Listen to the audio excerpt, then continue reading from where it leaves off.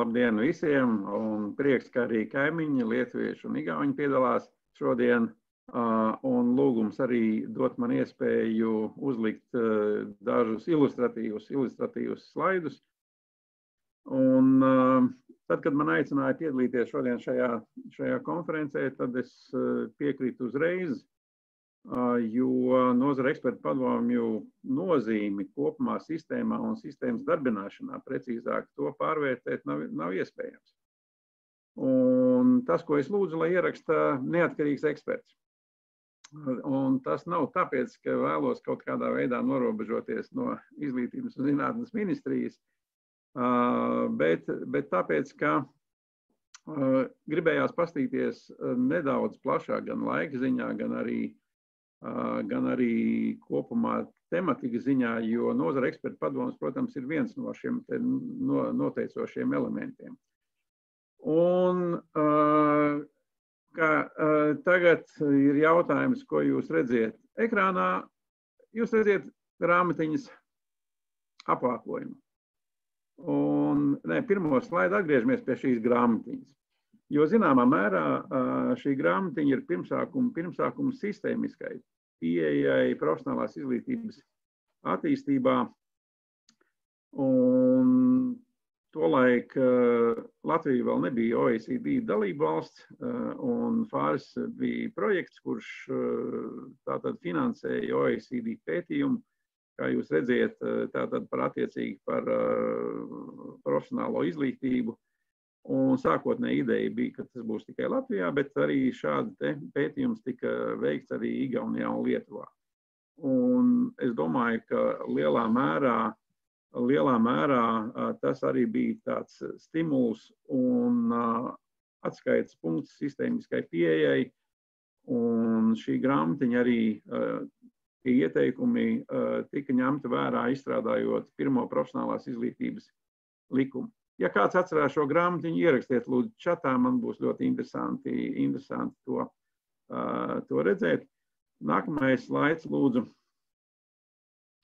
Un tad, kad paskatās uz šo gada skaitļu rindu, kur tas ir laiks, kurā ir bijis iespēja iesaistīties visā šajā procesā, man vēlme bija drīzāk stāstīt, kāpēc ir noticis vai notiek tas, kas notiek pašlaik. Un ja Rūta stāstīja par sektoru politikas dokumentiem, skaitļiem, un tas ir tātad, kas ir šobrīd un kādi uzstādījumi, tad mans uzsvars būs uz to, kāpēc ir tā, kā ir. Un, kā jau es minēju, šis pētījums, OECD pētījums bija tāds, zināmā mērā, atskaites punkts. Tas sākums bija 97. gads. Grāmatiņa iznāca 2001. gadā. Pētījuma saturs tika ņemts pirmā profesionālās izglītības likuma sastādīšanā. Un rekomendācijās jau tad bija arī ļoti skaidri pateikts, ka šī saikne ar sociālajiem partneriem, reālā saikne ar darba tirgu ir viena noteicošā, ja mēs runājam par profesionālo izglītību kopumā. Nu, un jāsaka, ka atskatoties pagātnē, esot saglabājušies vēl eksemplāri krātuvējā interesē. Lūk, ja skatāmies tagad jau vairāk kā 20 gadu skatu atpakaļ, tad jāsaka, ka mēs varam būt lepni arī par pirmo profesionālās izglītības likumu, jo tajā vēl pirms Boloņas procesa iesākuma ir definēts profesionālās kvalifikācijas līmeņi, ko mēs izmantojām visu šo laiku un tagad pielāgojām Eiropas kvalifikāciju ietvaru struktūras līmeņiem, un tāpat tās ir pieminētas koledžas. Tātad jau tajā laikā mūsu, teiksim, attīstības virziens bija skaidri nosprausts, un jāsaka, ka tas ir bijis gana konsekvents. Protams, ļoti būtisks ir Eiropas struktūra fonda atbalsts, ne tikai sociālā fonda, bet ERAFA. Un visur paralēli ir šie te galvenie bloki. Un pašlaik mēs varam teikt, ka Latvijā profesionālās izglītības infrastruktūra ir praktiski pabeigta. infrastruktūru, saprotot gan ar skolu tīklu un materiālo bāzi, kas ir ļoti būtiski, gan ar satura infrastruktūru. Tagad ir nozara kvalifikāciju struktūras, ir definētas visas kvalifikācijas visām nozarēm, apzinātas ir visām kvalifikācijām, kas ir līdz LK 4 līmenim, ir izstrādāti profesiju standarti, tiek izstrādāti arī LK 5 līdz 7 profesionālie standarti. Tā tad ir ļoti precīza satura infrastruktūra. Normatīvā bāze ir būtiska. Normatīvās bāzes infrastruktūra arī mums ir gatava. Un sadarbības infrastruktūra, kas ir, tātad ir pieņemt lēmumu par nozara ekspertu padomu izveidi, un tas bija 2. plānošanas periodā, un projekta 1.2.1.1.1 ietvaros tika izveidotas pirmās 12 nozara ekspertu padomas. Bet es atceros arī to laiku, kad 1. plānošanas periodā, kad Profesionālās izglītības aģentūra īstenoja projektu 3261 nacionālo programmu, toreiz to sauc par sociālo partneru iesaisti. Šī izpratne par to, kā iesaistīties un kā veidot šo sistēmu, bija īstenībā nebija. Un tas bija pašiem jāizvēlās viens no modeļiem. Sākotnēji profesionālās izglītības likumā bija ierakstīta profesionālās izglītības padome, kā teiksim, līdzīga institūcija kā augstākās izglītības padome, kurā būtu iesaistīts visas iesaistītās puses. Bet praksē virsroku ņēma trīspušu sadarbības apakšpadomu, ko mēs saucam īsi par pince, un kas ir pierādījusi savu darboties spēju, un savukārt pinces, teiksim, sīkāk, teiksim, apakšstruktūras ir nozara ekspertu padomas, kas tagad jau ir 15. Šī plānošanas periodā tiek pabeigts visu profesiju standartu izstrāde un modulāro programmu izstrāde, kvalifikācijas pārbaudījumu un tā tālāk saturs.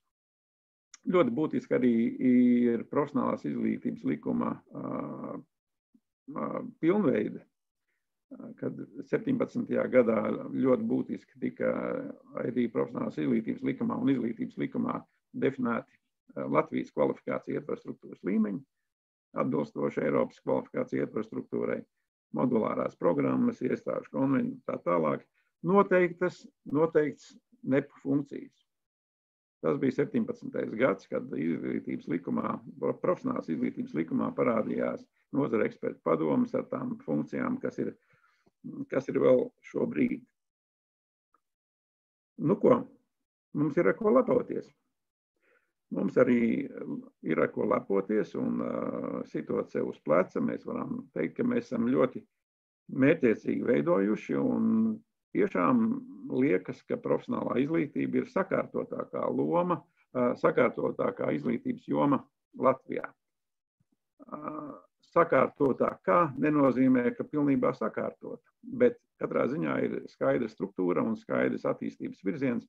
Un iemesls, manuprāt, ir, ka tas tiešām ir pēctecīgi un konsekventi jau no paša sākuma, un tas ir devis rezultātu. Varbūt mēs bijām cerējuši, ka tas var notikt ātrāk, bet katrā ziņā tas jau ir noticis. Nu, mēs varētu teikt, ka profesionālās izglītības sistēma ir Latvijā ir labākā Eiropā pēc ļoti daudzām pazīmēm. Tātad profesionālās izglītības sistēma Latvijā ir labākā Eiropā. Šobrīd neredzu, bet es pieļauju, ka tādas smaidus visu klausītāju sejās un smaidus arī mūsu kaimiņu lietuviešu un igauņu sejās. Jo tad uzreiz ir jautājums, kas tad vēl nav? Kas ir tas, kas neļauj teikt, ka profesionālā izglītības sistēma ir labākā? Nu, ir pilnīgi skaidrs, ka mums tagad ir laba, moderna, dārga mašīna nopirkta. Nopirkta daļēji ne par savu naudu, bet par mūsu kopumā, par Eiropas Savienības dalību valstu finanšu līdzekļiem, ar viņu palīdzību nopirkt mašīnu. Mašīnā ir ļoti laba kompānija. Ir skaidrs, visiem ir skaidrs apmēram, uz kuru pusi jābrauc. Nav skaidrs dažreiz, pa kuru ceļu jābrauc, bet katrā ziņā kompānija ir laba. Mēs esam sākuši braukt, ļoti, ļoti tālu mēs neesam tikuši. Un daudzi nemaz nezina, ka eļļa motorā ir bišķi ielieta, bet nepietiekama, un arī benzīns nav pārāk daudz ieliets. Un tad parādās jautājums uzreiz, tad, kad būs benzīns vajadzīgs, kurš par to maksās? Kurš par to maksās? Un tas nav tāds joku jautājums, jo ir daudzas lietas, kuras mēs jau tagad jūtam, ka tikai ar struktūra fondu palīdzību nav iespējams īstenot, un viens no tiem jautājumiem jau tika pieminēts, ja otrā plānošanas perioda laikā tika izveidots nozara ekspertu padomas un finansēts, tad pagāja gana ilgs laiks, 3 vai 4 gadi, gandrīz, kamēr rada risinājumu, varbūt ne to pašu optimālāko, bet tomēr, lai atjaunotu nozara ekspertu padomju finansējumu. Un mēs sapratām, ka mēs esam atkarīgi no Eiropas struktūra fondiem. Un kā jebkura atkarība gan cilvēkiem, gan sistēmām ir kaitīga lieta. Tātad viens no mūsu uzdevumiem ir kaut kādā veidā atbrīvoties no atkarībām. Un šī gadījumā tā ir resursu atkarība. To pašu var teikt par profesiju standartiem. Pirmie profesiju standarti tika izstrādāti 2013. gadā. 12. 13. gadā. Un ja mēs kopīgi esam nolēmuši, ka katrus 5 gadus profesiju standarts būtu nepieciešams aktualizēt, tātad ir kaut kāds skaits, kas būtu nedaudz jāaktualizē, kaut kāds skaits, ka varbūt jāizstrādā no jauna. Tam ir nepieciešams finansējums un resursi. Tas ir ne tikai nauda, bet arī cilvēki, kas to varētu darīt. Un to pašu var teikt par pieaugušo izglītību un pieaugušo izglītības finansējumu, kas pašlaik notiek praktiski tikai ar struktūra fonda palīdzību. Tātad no šīs te finanšu atkarības mums ir jātiek vaļā. Un otra doma, daudzi un dažādi uzdevumi mums varētu būt, bet ja mēs apzināmies, ka resursu nepietiekamība, gan finanšu, un ne tikai finanšu resursu nepietiekamība ir viens no būtiskākiem iemesliem, jeb šķēršļiem, tad īstenībā par to būtu jādomā vispirms, jeb arī par to noteikti ir jādomā, lai mēs nodrošinātu visu pārējo. Tajā skaitā nozara ekspertu padomju pilnvērtīgu darbību. Un ja tagad mēs skatāmies profesionālās izglītības likuma grozījumus, kas, manuprāt, ir ļoti pozitīvi, jo pēc būtības tas ir noslēdzošais posms, lai pilnībā mūsu likumdošanā paredzētu visas normas, kas ļauj īstenot gan Eiropas kvalifikāciju ietvaru struktūru, gan ekvita principus. Tajā skaitā to, ko Ilze nu pat stāstīja par individuālu pieeju katram cilvēkam attīstīt savas spējas atbilstoši viņa spējām. Tam ir nepieciešams finansēšanas modelis. Un runājot par sadarbību, es domāju, ka otra atkarība, no kā būtu jācenšas tikt vaļā, ir atkarība no valsts budžeta. Tajā mirklī, kad viss tiek finansēts tikai un vienīgi no valsts budžeta, tas nozīmē, ka vienmēr var teikt, ka valsts budžets ir nepietiekams.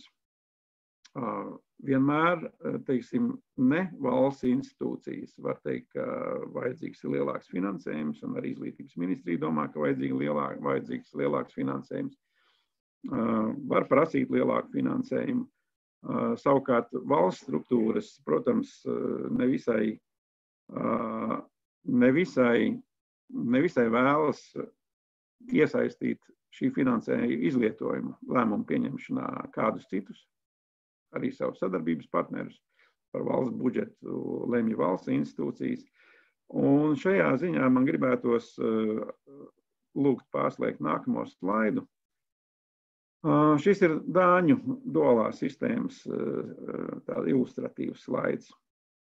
Bet jautājums nav par Dāņu vai kādu citu sadarbības modeli, kas iekļauj finanses. Un īsumā par Dāņu modeli stāsts ir tāds, ka Dānijā par katru strādājošo uzņēmums iemaksā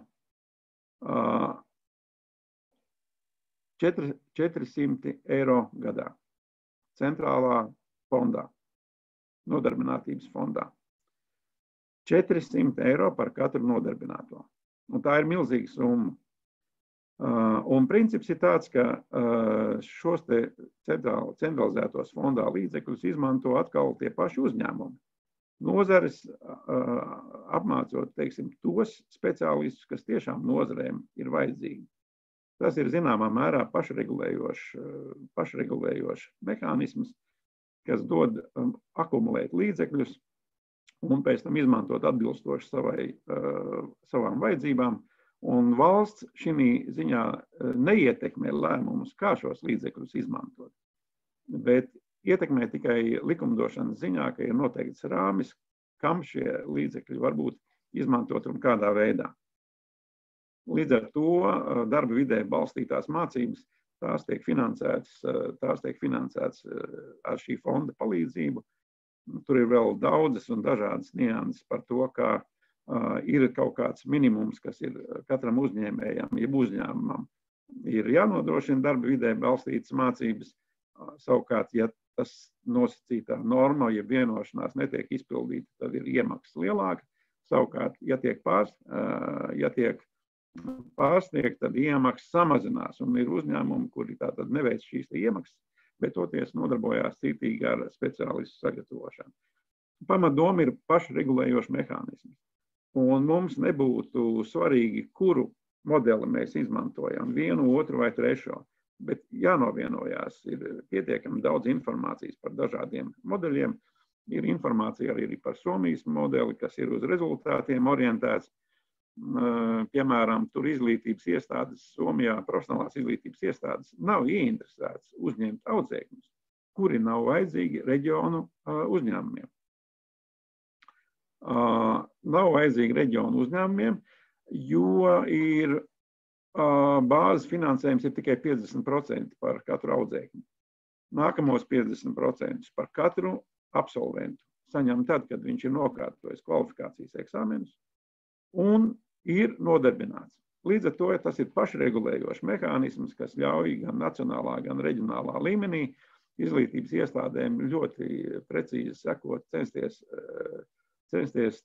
paredzēt no reģionu, nozaru un uzņēmumu vajadzības un sagatavot tikai tos speciālistus, kas ir vajadzīgi. Ir arī, protams, nacionālās programmas, kas vērstas uz stipru uz nākotni, tās ir atsevišķi finansēšanas avots. Līdz ar to īstenībā ne pirmo reizi, bet arī šoreiz es vēlos aicināt pārdomāt vienu priekšlikumu. Latvijā ir apmēram 900 000 strādājošo. 900 000 strādājošo.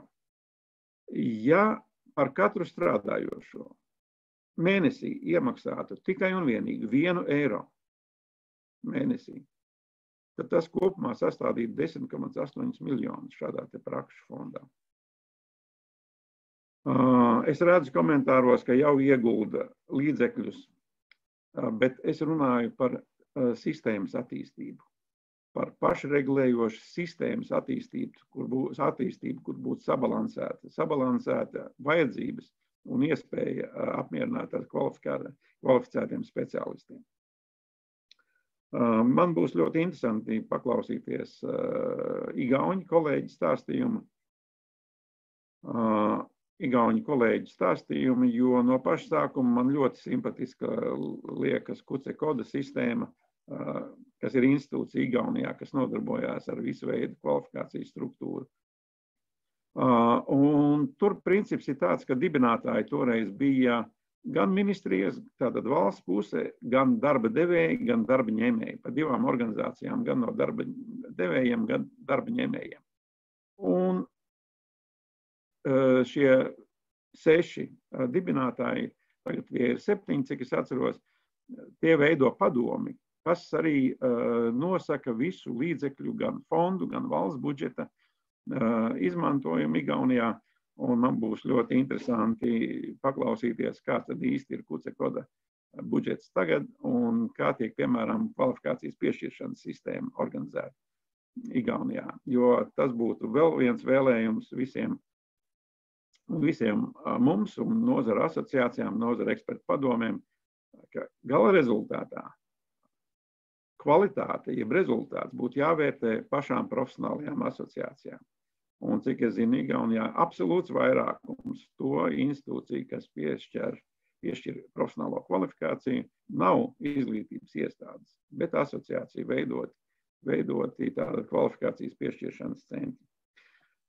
Es redzu, ka ļoti, teiksim, mans, kā es solīju, provokatīvais nedaudz skatījums un neformālais un personīgais skatījums ir rosinājis daudz diskusiju, to es mēģināšu izlasīt un varbūt diskusiju laikā arī varbūt dot kādus vēl informāciju vai atbildes. Uz vienu jautājumu es noteikti gribēju arī dot atbildi tagad, jo bija jautājums par kvalifikāciju reģistru gan profesionālajā, gan augstākajā profesionālajā izglītībā.